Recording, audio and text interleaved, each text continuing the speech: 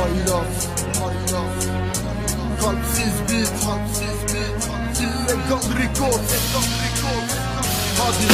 Adaletin bu muydu dünya? Bu muydu söyle gerçek insanoğlu her zaman neden bu kahpelik peşinde? Ben bir kaldırım başındayım, biraz moral gerek. Ateşledim bu kahrı, mutluyum dumanlı gözlerimle. Korkularımı yendim, artık hiçbir şey gözümde yok. Her akşam aynı yerde dostlarımla ölümü bekliyoruz.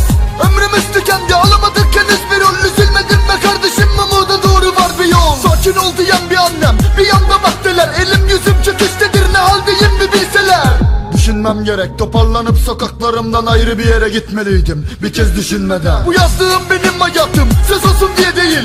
Birçok seven ve sevmeyen insanlar olabilir. Satırlarımdan al bir ders, düşünceler benimle bir. Benim sokaklarımda korkular seninle gelebilir. Ve şimdi birçok insan var, hepsi menfaat peşinde. Bir günde gel hatır sor, her gün aynı dert içinde. Gülmek istiyorsan acılarınla gel bir sen de üfle. Henüz yolun başındasın, güvenme kimseye.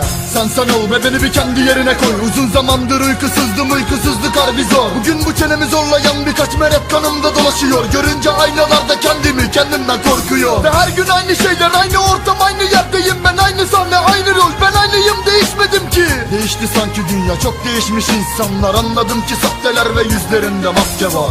Tanınmaz hale geldi içimde duygular. Yıkık dökük bir yerde şahit oldu bana bu dert var. Hayatı zirvelerden izliyordum, oysa ben bir yanda düştüm. Aniden düşüşlerimle canı yakar. Şikayetim hayata dair her bir şeyle göz yumardım. Her gelen bir darbe vurdu, bu yüzden hep yanıldım. Ayakta kalmanın birkaç yoluydu ortamım. Düşün biraz, çözersin evlat, ayıkta kılmalıydın. Her sokakta benim adım ve her sokakta gözyaşım. Gülümsemem gerekli anne, yeter çok ağladım. Ben ağlamazdım öncelerden, istediğini yapmadım. Bu yüzden her sokakta yankılandı aykırışlarım.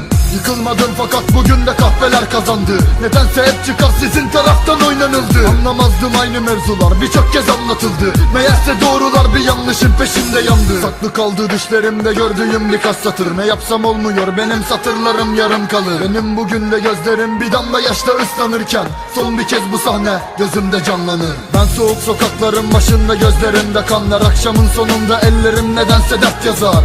Sakin olmamın telafisiydi bir duman. Bu yüzden her gecemde aniden bölündü uykular.